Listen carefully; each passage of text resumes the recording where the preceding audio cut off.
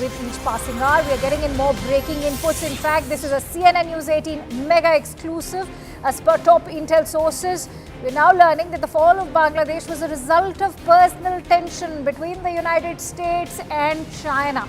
Control over Bangladesh important for both the world powers, because remember, Bangladesh has also had its own perks to offer to the world in terms of being a manufacturing unit as well. Now, the West has played a very important and crucial role with domestic Bangladeshi players in fall of Hasina government. They have activated all means and created an atmosphere for this fall of the Sheikh Hasina government. Let's quickly go across to CNN News 18's Anand, who's joining me on the phone line with more inputs. Anand, what's very interesting is that two binary opposite powers like China and the United States, both working towards the same cause.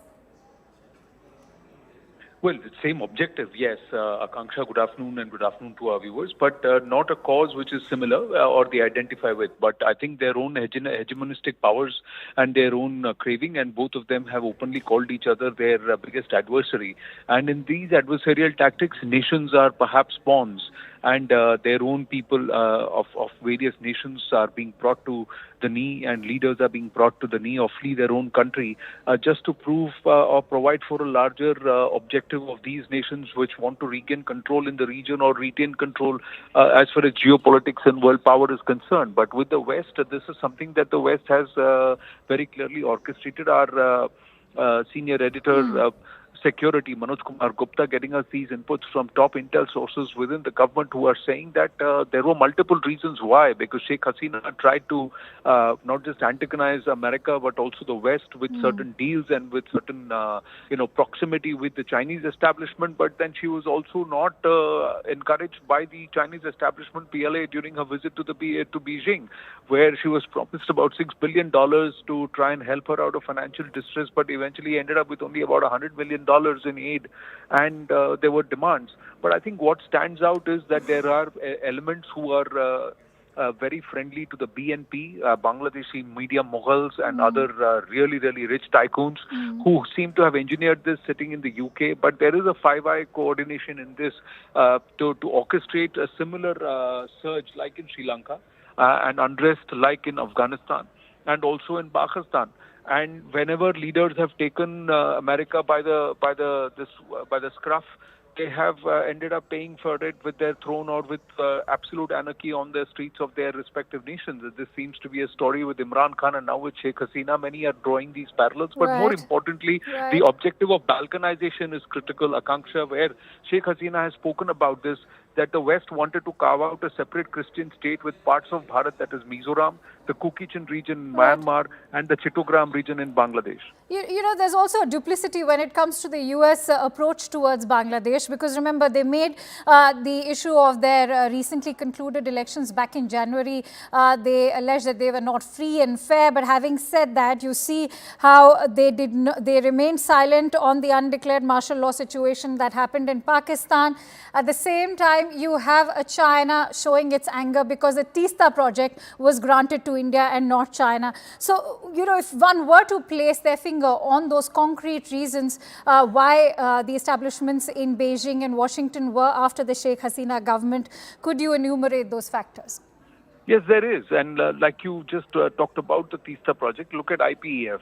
Now, Bharat wanted Bangladesh to be part of IPEF, but on a cooperative manner, not in a coercion manner. But the West wanted Bangladesh out of BRI. And so there have been many tugs and pulls, and Bharat has also tried to humor or keep Sheikh Hasina in the good books, because we have made regional compromises, the reorganization of the maps with Bharat, of certain key areas with Bangladesh was also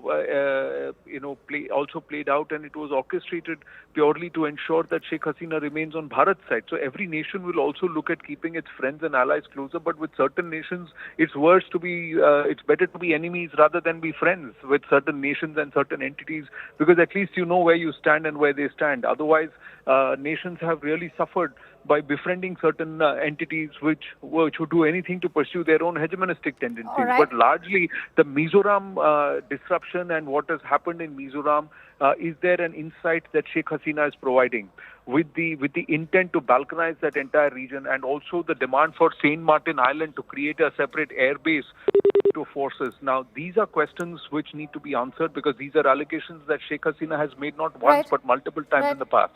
Anand, I'm running short of time, but I want to quickly take this question from you. Let's shifting focus back to New Delhi now. How India walks this diplomatic tightrope is, of course, the question of the hour, the need of the hour, which will be perhaps addressed by India's MEA in just a short while from now. But what is going to be the critical most challenge now for India? I think most importantly, they have decided to give Sheikh Hasina as much time as she wants on Indian soil before she decides what her future will be or future course of action will be. That is one aspect which has got unanimous support. Both sides of the alley within the power corridors are on one page in terms of trying to not help Sheikh Hasina, but also the people of Bangladesh to settle down. But more importantly, guarding our borders becomes another aspect, because we have more than 3,200 kilometers of borders open across multiple states with Bangladesh.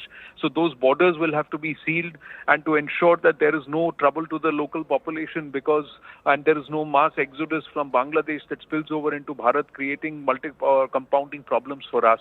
Right. But the geopolitical tightrope walk on how Bharat plays this, I think, will be carefully coordinated, and there is, as of now, no jumping the gun, no issuing any other statement. Just wait and watch as to what happens, because there are entities who have decided that they want a certain set of government, certain form of government. Now, this government plays into the hands of the PLA, or does it play into the hands of the Western hegemony? We'll have to wait and watch. Right. Many thanks to you, Anand, for putting that entire story into perspective for us.